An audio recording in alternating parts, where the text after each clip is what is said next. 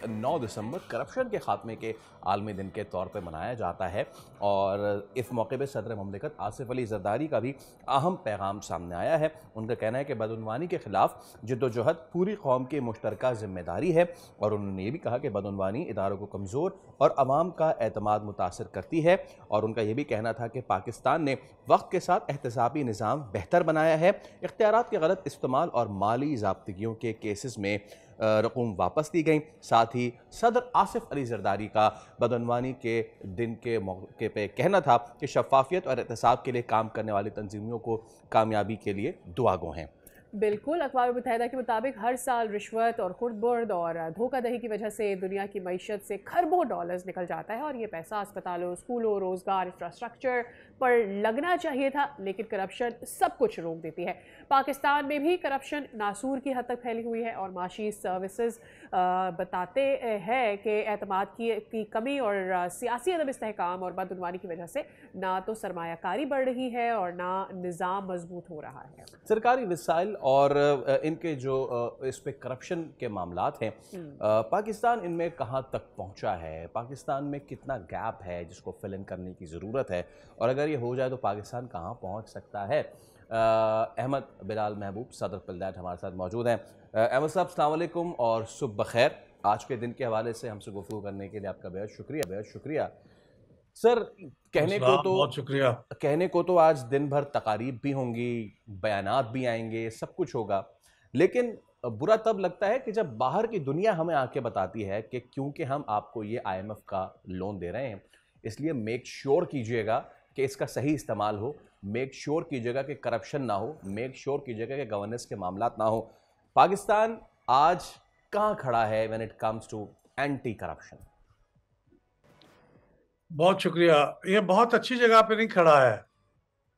देखिए, हमारे पास जो करप्शन ओवर द इयर्स नापने का एक पैमाना रहा है, वो करप्शन परसेप्शन इंडेक्स है जो ट्रांसपेरेंसी इंटरनेशनल हर साल जारी करती है और उसमें 150-200 मुल्क होते हैं तकरीबन, उनकी स्कोरिंग भी करते हैं और उनकी रैंकिंग भी करते हैं।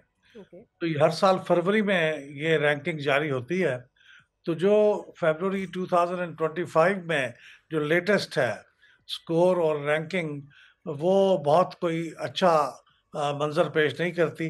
हमारा स्कोर जो था वो 27 था, जो कि पिछले साल के स्कोर के मुकाबले में 2 पॉइंट्स नीचे आ गया था। पिछले साल स्कोर 29 था, उससे पिछले साल भी 27 था और ये 2018 में ये स्कोर हाईएस्ट गुजरा है 33। तो इसका मतलब ये है कि हम डाउनवर्ड्स हमारा सफ़र जारी है, उसमें इम्प्रूवमेंट नहीं है। बावजूद इसके कि सदर ममलकत ने फरमाया है कि हमने बहुत से इक़दामात किए हैं, लेकिन जो नेट रिज़ल्ट है वो कुछ अच्छा नहीं है। इस तरह दुनिया के अंदर जो हमारी रैंकिंग है, यानी दुनिया के तकरीबन 180 मुल्कों का उन्होंने रैंकिंग की है, तो उसमें हम 135 पे हैं और ये भी 2 पॉइंट्स हम नीचे आए हैं। इससे पहले हम 133 पे थे, तो अभी 135 पे आ गए हैं। तो इसका मतलब है कि हमारा स्कोर और हमारी रैंकिंग दोनों नीचे की तरफ जा रही हैं। फिर आपने बिल्कुल राइटली पॉइंट आउट किया कि ये जो रिपोर्ट हाल ही में IMF ने मुरतब की है, governance and corruption diagnostic assessment, ये कोई कहानी अच्छी नहीं सुनाती है और इसने बहुत तफसील के साथ उन एरियाज़ में जाके बात की है जहां हमारी करप्शन के बहुत से, और उन्होंने ये भी बात की है कि इससे हमारी जो दाखिली तरक्की है, हमारी इक्तिसादी तरक्की है, वो कितनी बढ़ सकती है अगर हम करप्शन पे काबू पा लें। 6.5% हमें GDP कॉस्ट करती है ये करप्शन। अहमद साहब, मुझे ये बताइएगा कौन से सेक्टर्स ऐसे हैं जहां पर सबसे ज़्यादा करप्शन होती है? Have we been able to identify that as yet? देखिए, बार बार जो चीज़ हमें बताती है कि कहाँ करप्शन होती है, वो रेवेन्यू कलेक्शन के मामलात हैं। उसके ऊपर बार बार ये इशारा किया जाता है कि रेवेन्यू कलेक्शन के अंदर बहुत करप्शन होती है, उसके नतीजे में पैसे भी पूरे इकट्ठे नहीं होते और वो जो लोग कलेक्ट करने वाले हैं, और बार बार कोशिश की जाती है कि उनके इख्तियारात को महदूद किया जाए, उनके डिस्क्रेशनरी पावर्स ना हों उनके साथ ह्यूमन कांटेक्ट कम से कम हो, लेकिन ये area continues to be the one of the major areas जहाँ पे करप्शन होती है, जहाँ पे रेगुलेशंस बनाए जाते हैं इकॉनमी से मुतल्लिक। अगरचे IMF की रिपोर्ट ये कहती है कि ये निस्बतन बेहतर रेगुलेटेड डिपार्टमेंट्स हैं। फिर ओके। वहाँ पे जहाँ हमारी रेगुलेशंस चलती हैं, जहाँ पे हमारे जैसे security and exchange commission of Pakistan है, जहाँ पे पॉलिसियाँ बनती हैं, जैसे एनर्जी के सेक्टर के बारे में पॉलिसियाँ बनी, तो हमने बहुत से लोगों को इंडिपेंडेंट पावर प्लांट्स बनाने दिए। तो उस किस्म की जो पॉलिसी फार्मूलेशन के इदारे हैं, वहाँ पे भी बड़ी ह्यूज लेवल पे करप्शन होती है। और फिर जहाँ पे आप लोगों को कुछ फ़ायदे पहुँचाते हैं, इसके अंदर भी ज़िक्र है इस रिपोर्ट के अंदर कि कुछ ऐसे ताकतवर हमारे इदारे हैं, जिनको ख़ास तौर पे एग्ज़ेम्पशंस दी जाती हैं, तो वो भी करप्शन के ज़ैल में आता है। तो इस तरह से यूँ समझिए कि हमारी तो पूरी माशरे के अंदर ये इदारे हैं जहाँ पे करप्शन अहमद साहब, ये फैली। रेवेन्यू कलेक्शन की जो हम बात कर रहे हैं, is it the gap like के इदारों को, यानी रेवेन्यू टैक्स पे करने वालों को एतमाद नहीं है इदारों पर, और ये गठजोड़ है जिसकी वजह से मिलकर करप्शन हो रही है?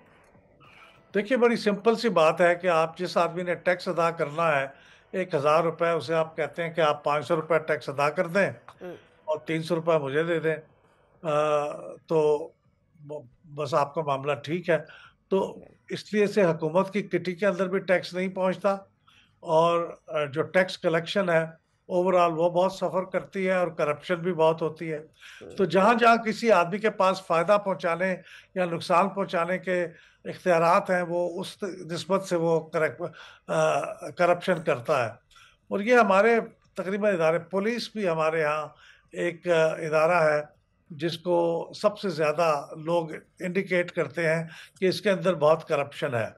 अभी हाल ही में आपने जो नेशनल साइबर क्राइम का जो इदारा बना था, उसके जी। अंदर जो करप्शन के केसेस आए हैं उसको भी आप देख लें, तो वो भी बहुत शर्मनाक हैं। वो भी पुलिस के लोग हैं जो वहाँ पे गए हुए हैं, और पुलिस की स्पेशल ब्रांच की रिपोर्ट है उसके बारे में, जो हमें बताती है कि कित पाए की करप्शन हो रही है वहाँ पे। जी। अहमद साहब, फिर आज के दिन के मुनासबत से इस मामले का हल क्या है? ऑब्वियसली सालों की बीमारी एक दिन में दूर नहीं होगी, और ट्यूमर तो बैंडेड से बिल्कुल भी हल नहीं होगा, बट कैसे इसको हल किया जाए? जैसे कि आपने पुलिस के महकमे का जिक्र किया, उनकी तरफ से, लोअर काडर की तरफ से ये उज़्र पेश किया जाता है कि इतनी महंगाई हो चुकी है और तनख्वाहें हमारी वहीं की वहीं हैं, तो पूरा कैसे करें? तो ये जो उज़्र पेश किया जाता है, पूरा कैसे करें? उसके लिए ये करके और उसको किसी तरीके से पूरा किया जाता है। ये तो मैंने छोटी बात बताई, पोस्टिंग ट्रांसफर्स में, और सिर्फ नॉट इन पुलिस, जितने भी महकमे हैं, वहाँ पे ये सारी कार्रवाई हो रही होती है। What is the solution to it? देखिए, ये वजह है कि इन्फ्लेशन जितनी हुई है हमारे पिछले 2-3 सालों में, उसकी वजह से हमारे लोगों की जो आमदनी है वो उसके साथ it's not keeping pace with that. लेकिन ये तो एक रीसेंट फिनोमेना है ना। राइट। लेकिन ये तो करप्शन का फिनोमेना तो मुस्तकिल चल रहा है, जी। और जो बहुत हाईली पेड लोग हैं जिनकी तनख्वाहें बहुत आला ओहदों के ऊपर वो फायज हैं, और उनको कम से कम ये बहाना तो बिल्कुल भी उनके लिए मुनासिब नहीं है और रेलेवेंट नहीं है कि उनकी आमदनी कम है। वो बहुत आमदनी है उनकी, इसके बावजूद वो जहाँ उनका बस चलता है वो करप्शन कर गुजरते हैं। मेरे ख्याल में ये दोनों बातें सही हैं। जहाँ वसाइल बहुत कम है लोगों के, ख़ासतौर पे पुलिस डिपार्टमेंट में, उसको बढ़ाने की ज़रूरत है। लेकिन जो अकाउंटेबिलिटी का निज़ाम है वो बिल्कुल नाक़िस है। राइट। वो बज़ाते खुद ये काम नहीं कर पाता।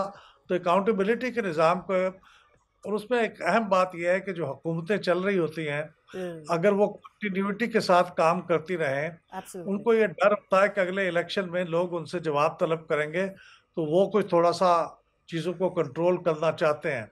लेकिन हमारे यहाँ चूँकि कंटिन्यूटी नहीं रहती, और अगली गवर्नमेंट को जो चलता किया जाता है वो पॉपुलैरिटी की बुनियाद पे कम और दूसरी कुछ वजूहात की बिना पे ज़्यादा होता है। तो कंटिन्यूटी रखें हुकूमतों की, तो शायद उससे भी करप्शन के अंदर कमी होने का इम्कान है।